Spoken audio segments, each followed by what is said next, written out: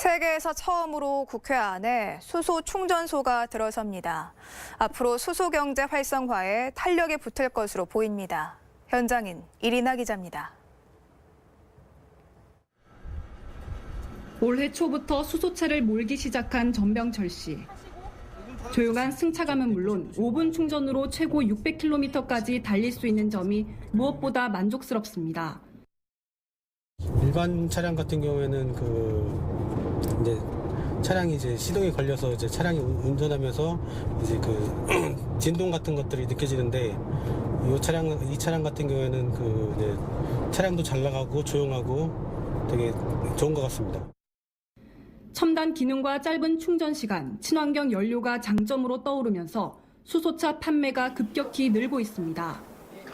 현대자동차의 경우 올 들어 지난 17일까지 자사 수소 전기차인 넥소가 1,075대 팔려 지난해 전체 판매량 940여 대를 이미 넘어섰습니다. 정부의 구매 보조금 지원 정책과 맞물려 수소차 보급이 늘면서 이 추세라면 하반기에는 역대 최다 판매 기록을 세울 것으로 보입니다.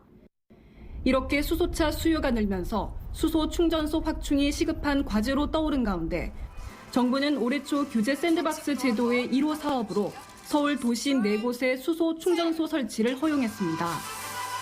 이 가운데 세계에서 처음으로 국회 안에 들어설 수소 충전소 착공식이 열렸습니다.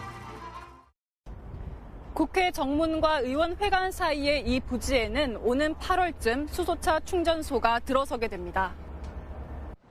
원래 국토계획법상 상업지역으로 분류돼 수소 충전소를 설치할 수 없지만 규제 특례를 적용해 설치를 허용했습니다.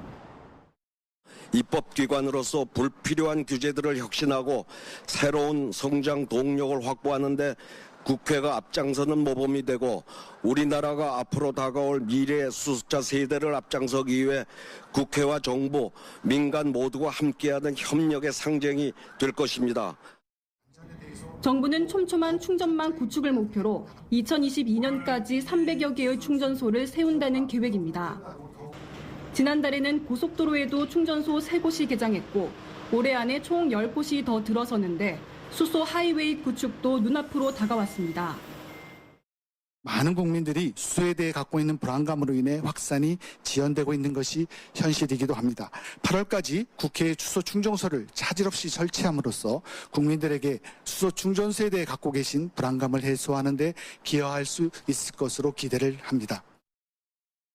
여기에 내년 9월에는 강원 삼척과 경남 창원, 서울 강서의 수소 생산기지가 들어서 직접 수소를 생산해 주변 지역에 맞춤형 공급이 가능해지고 2030년이면 이런 수소 생산기지가 25곳이 들어서 생산 거점과 거리에 따라 편차가 큰 수소 가격이 내려갈 전망입니다.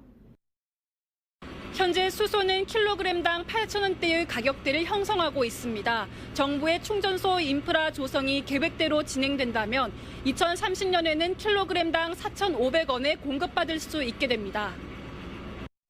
정부는 수소 산업의 성공적인 안착을 위해 규제 완화와 인프라 구축에 속도를 내고 있는 가운데 오는 8월 말쯤에는 전국의 광역 지자체별 수소 충전소 구축 전략을 내놓을 계획입니다. 현장인 이리나입니다.